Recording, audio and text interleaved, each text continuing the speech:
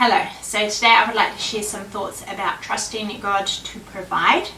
I have just finished reading this little book which a friend gave me to read. And it's all about a man who, well, a lot of his life he completely trusted in God for like an income. He was kind of a missionary and he lived by faith. And just like Hudson Taylor, he saw God provide a lot. And you can trust God and live by faith even when you do have an income, because there are a lot of things that we can have to trust God for, not just our physical needs, but we can have to trust God for guidance and wisdom to make the right decisions.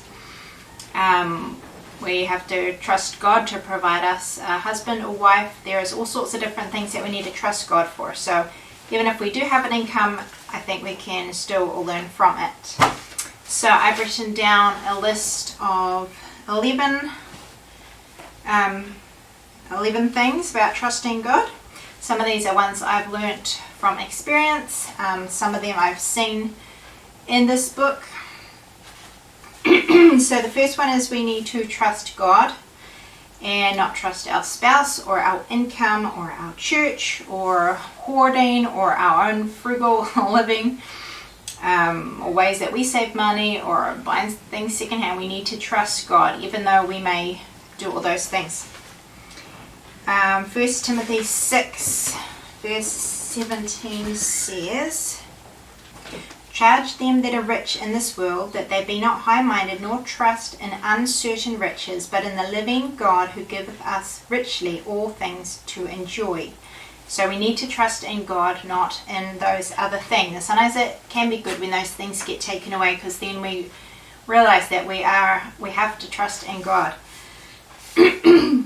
Number 2 is God's provision is not always what we would choose or expect or sometimes even want.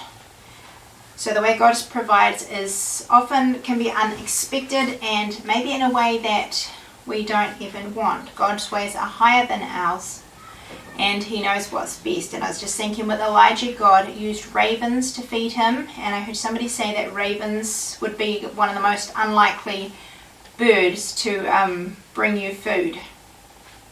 I can't remember the reasons why, but they said it was a very unlikely bird for God to use, and yet that's what God used. And also with the widow, God sent Elijah to a poor widow who didn't even have enough food for herself, and that was how God provided. Number 3 is you have to trust God day by day, moment by moment. With the story of the widow of Zarephath and Elijah again, God made what they had enough for each new day. He didn't give them a whole big supply in advance. That's what I would have liked. I don't like to have to trust day by day, moment by moment, but that is the way God often works. And it's the same with manna. He brought new manna every day. He didn't give a whole lot in advance. So we have to trust God day by day, moment by moment. And number 4 is there is a reason for every delay, disappointment, or hassle. And this is one thing that I really noticed in this book. Often he would say that something went wrong or happened differently than how he expected, but because he was writing this in hindsight, he would often say but, and he would say the reason why that happened or something good that came out of it, whereas at the time he wouldn't have been able to see that, but there was always a reason. And I'll just read one. So he was studying to be a doctor, and he wanted to do a 2-year course in 1 year to save time. So he was allowed to do that. But after a year, I sat physics, chemistry, and biology at UE level. To my disgust, I passed only 2 subjects, which meant I had to spend a whole year studying chemistry alone. I chafed at what seemed an unnecessary delay, but was soon to see why the Lord in his compassion had allowed it to happen. That year my mother became ill. If I'd passed all 3 exams, I would have been away at university during the last months of her illness. As it was, I was at home, and because my schedule was not too demanding, was able to spend a lot of time with her and was present when she died in December 1957. So even though it was a frustration for him that he failed one of his courses, it worked out for good. So there's always a reason for every delay, disappointment, or hassle. We just can't always see it at the time. Number 5 is God has a different timeline than us, but his timing is perfect. Sometimes we have to be very patient.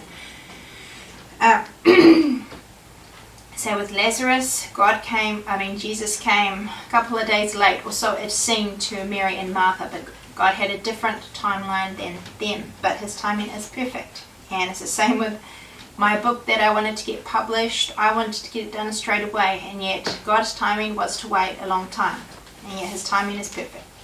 Number 6 is what we don't have now, we don't need now.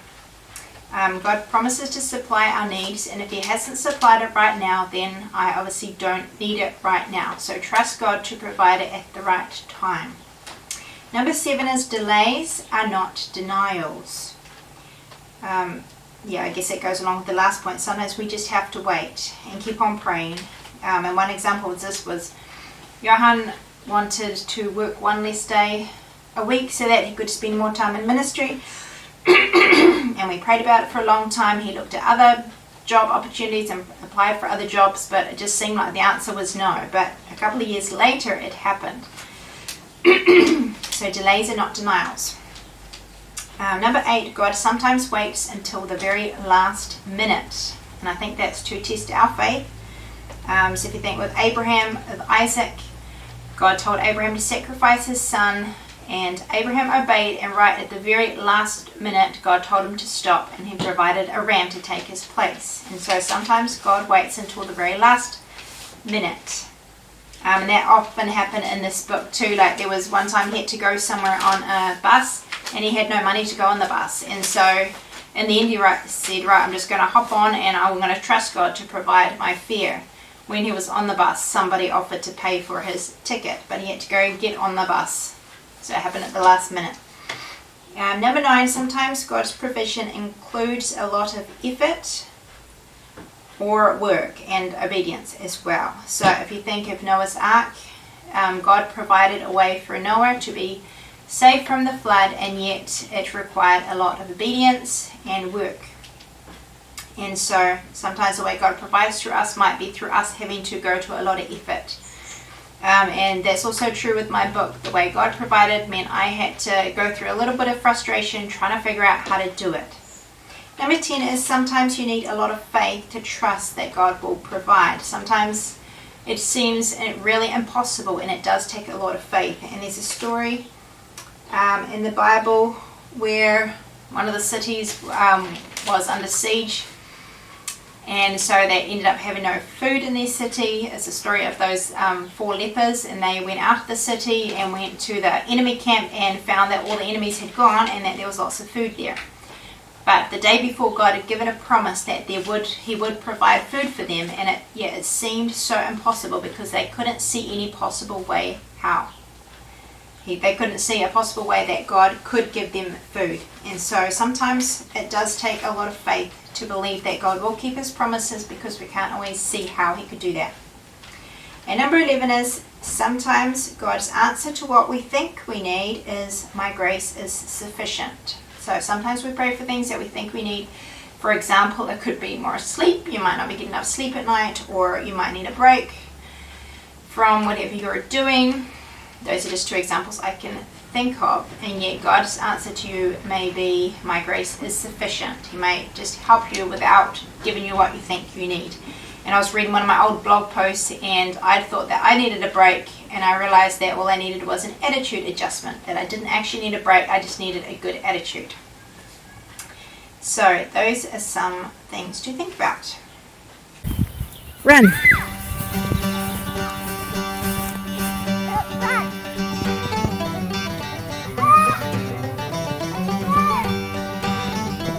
Is it fun?